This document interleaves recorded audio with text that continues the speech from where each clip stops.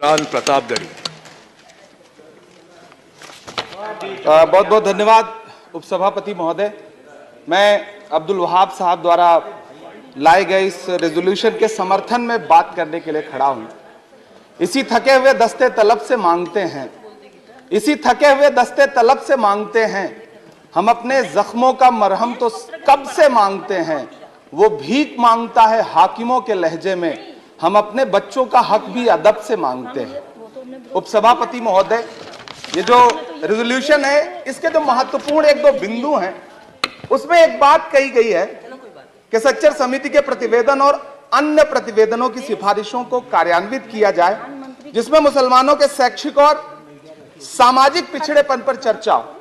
उद्धृत कर रहा हूं मैं इसे। दूसरा पॉइंट है कि छात्रवृत्ति और शैक्षिक कार्यक्रमों को बहाल किया जाए और सुधारा जाए जिससे उच्चतर शिक्षा भागीदारी में सुधार आए। मदरसों के आधुनिकीकरण की बात की गई। मुझे हैरत है, तभी राकेश सिन्हा जी बात कर रहे थे, अभी नहीं है शायद, कहीं चले गए हैं आसपास। उन्होंने अपने भाषण में 23 बार सबका साथ सबका विकास की बात की। अभी गीता जी बोल रही थी, उन्होंने भी कहा कि सबका साथ सबका विकास का बजट आया है, लेकिन वो इसके ये जो रेजोल्यूशन है इसके विरोध में क्यों है मैं समझ ही नहीं पा रहा हूं। अगर आप सबका साथ सबका विकास का दावा कर रहे हैं, सबका साथ सबका विकास के नारे लगा रहे हैं, तो अगर एक पर्टिकुलर एक कम्युनिटी जो जिस स्ट्रक्चर कमेटी की सिफारिशों में यह तय हो गया है कि वो दलितों से भी बदतर स्थिति में है, उसका आर्थिक सामाजिक स्थिति ऐसी है, अगर उसके उत्थान के लिए कोई बिल बात कर रहा है तो फिर उसके विरोध में है क्यों। दरअसल ये वही मानसिकता है जो लगातार काम कर रही है, जिसके तहत अमृत काल में भी जो बजट पेश किया जाता है उसमें जो अल्पसंख्यकों का बजट है उसमें 38% की कटौती की जाती है और फिर कहा जाता है कि हम सबका साथ सबका विकास का दावा कर रहे हैं। ये कौन सा सबका साथ सबका विकास का दावा है। मदरसों के जो शिक्षक हैं उनका कई साल से उनको वेतन नहीं दिया गया है। हमारे पास उनके फोन आते हैं, कहते हैं कि हमारी बात सदन में उठाइए, हम भूखों मर रहे हैं, हमारे घरों में चूल्हे नहीं जल रहे। हम जब उनकी बात यहां करें तो विरोध, लेकिन बातें क्या हैं? सबका साथ सबका विकास, सबका साथ सबका विकास। एक नारा सुनाई पड़ेगा कि सबका साथ सबका विकास। ये कैसा सबका साथ सबका विकास है?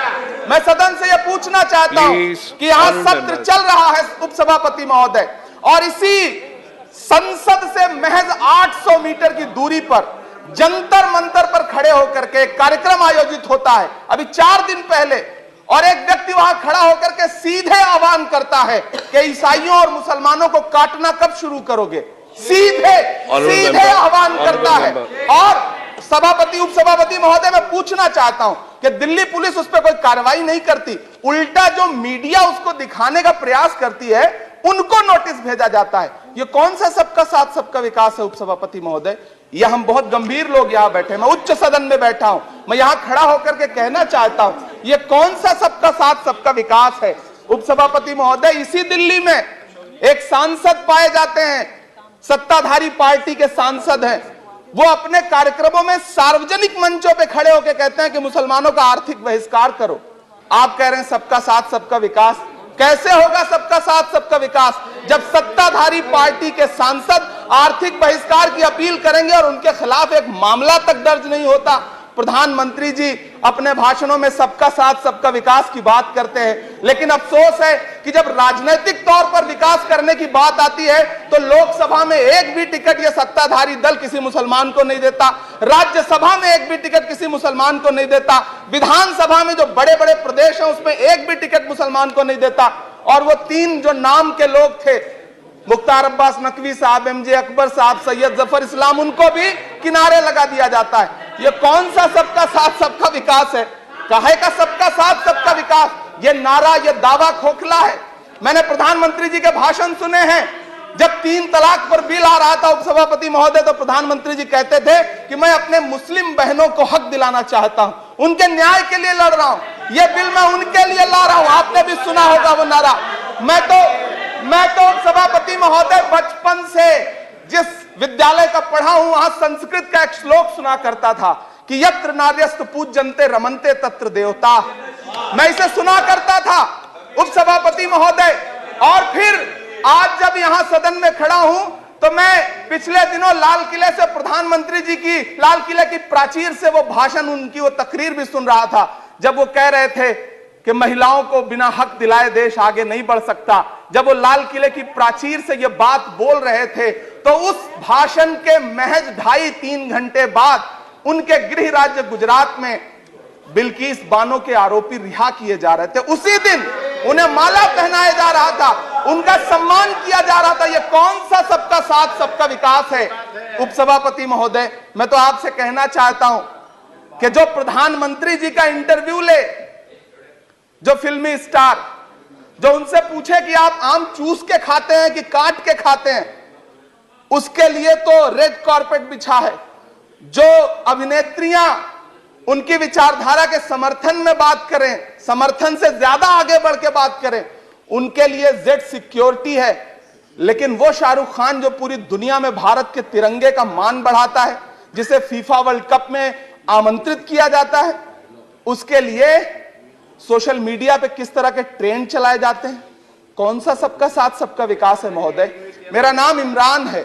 मैं उस पीड़ा को महसूस करता हूं जिस पीड़ा का जिक्र अभी मनोज झा जी कर रहे थे। मैं उस पीड़ा से गुजरता हूं, इसलिए मैं आपसे यहां खड़ा होकर कहता हूं कि हम हर दिन सुनते हैं, कई सारे मंत्री हैं जो ट्रेवल एजेंसी खोल के बैठे हैं, जो ये कहते हैं कि देशभक्ति हर दिन देशभक्ति साबित करो, चले जाओ वहां चले जाओ। मैं तो उनसे कहना चाहता हूं कि तुमने नफरत का जो बाजार सजाया हुआ है, तू ये कहता है मुसलमान पराया हुआ है, आजा दिल चीर के दिखलाऊं वतन का नक्शा, मेरा भारत मेरी सांसों में समाया हुआ है।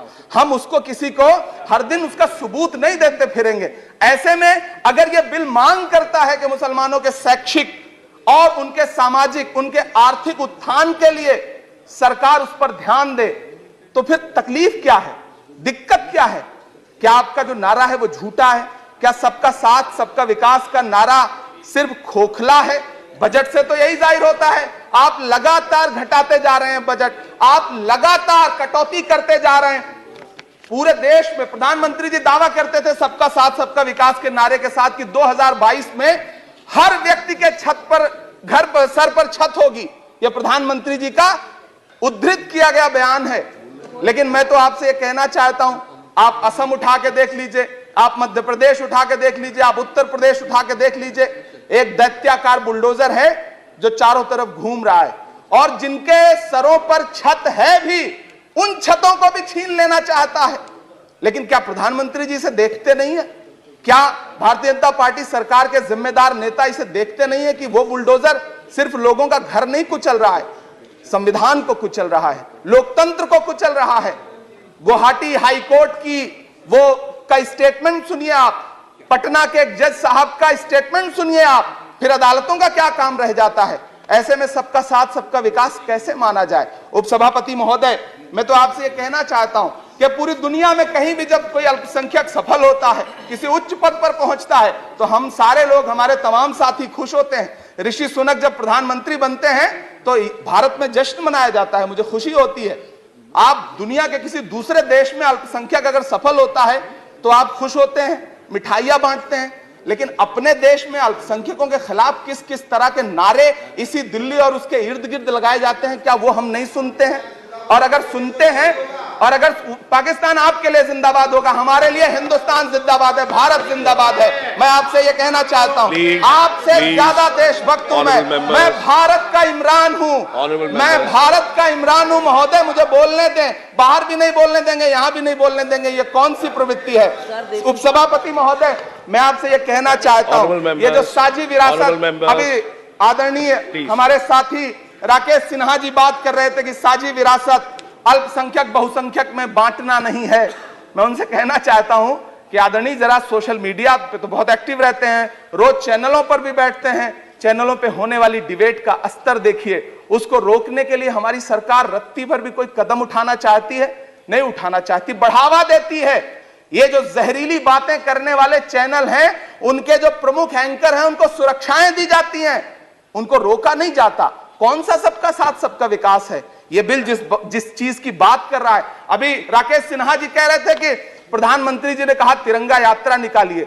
मुझे पूरा विश्वास है कि प्रधानमंत्री जी ने कठुआ के बलात्कारी के समर्थन में तिरंगा यात्रा निकालने के लिए कभी नहीं कहा होगा, लेकिन फिर भी निकली, लेकिन किसी ने रोका नहीं, किसी ने कोई आवाज नहीं उठाई। उपसभापति महोदय, दर्द बहुत सारे हैं, लेकिन ये जो रेजोल्यूशन लेकर के आए हैं उसमें जो शैक्षिक और आर्थिक बातों को उद्धृत किया गया है, मैं आपसे अनुरोध करूंगा कि इसे देखा जाए, इसे जांचा जाए। गीता जी कह रही थी अभी भारत जोड़ो यात्रा पे कि भारत टूटा कहां है। भारत टूटा नहीं है, भारत को कोई तोड़ भी नहीं पाएगा। भारत को तोड़ने का सपना देखने वालों को हमारी आदरणीय इंदिरा गांधी जी ने 2 टुकड़ों में तोड़ दिया था, बांट दिया था। भारत को कोई तोड़ नहीं पाएगा, लेकिन भारत देश में आर्थिक तौर पर, सामाजिक तौर पर जो बंटवारा करने की साजिश मौजूदा सरकार और सरकार के आनुषंगिक संगठन कर रहे हैं, जो आनुषंगिक संगठन कर रहे हैं, उनको रोकने के लिए सरकार क्या कर रही है।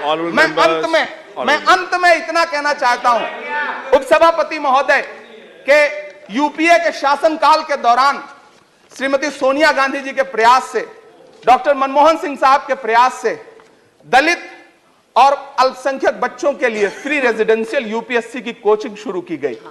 हमने ये किया और इसी सरकार के दौरान एक टीवी चैनल ने एक प्रोग्राम बनाया जिसका नाम आपको पता है क्या रखा? यूपीएससी जिहाद। ये शब्द क्या इस देश में सुने जाने लायक है? लेकिन सरकार ने क्या किया? एक शब्द नहीं बोला। माननीय उच्चतम न्यायालय ने संज्ञान लिया, जब लोग उच्चतम न्यायालय गए तब वो कार्यक्रम रुक सका। ऐसे कार्यक्रम बनाए जा रहे हैं और सरकार कह रही है कि सबका साथ सबका विकास।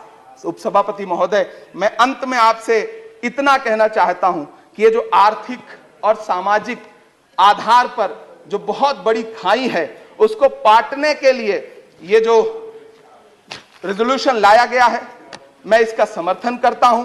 तमाम वो शहर जहां अपना छोटा छोटा रोजगार है, जिनका जैसे मुरादाबाद का पीतल उद्योग, अलीगढ़ का ताला उद्योग, या देश में जो तमाम शहरों में बुनकर उद्योग है, इस सब की बढ़ोतरी के लिए, इनको आगे बढ़ाने के लिए, इन्हें संजोने के लिए ये बिल बहुत कारगर रहेगा। शैक्षिक तौर पे लोगों को आगे लाने के लिए बहुत कारगर रहेगा। तो मैं रेजोल्यूशन बहुत कारगर रहेगा। और मैं अपने सत्ता पक्ष के साथियों से कहना चाहता हूं कि रिश्तों की ये नाजुक डोरें तोड़ी थोड़ी जाती हैं, अपनी आंखें दुखती हों तो फोड़ी थोड़ी जाती हैं। हम भी इसी देश का हिस्सा हैं। हम आपसे अनुरोध करते हैं कि इस रेजोल्यूशन को संजीदगी से लिया जाए। मैं इसके समर्थन में अपनी बात रख रहा हूं। धन्यवाद।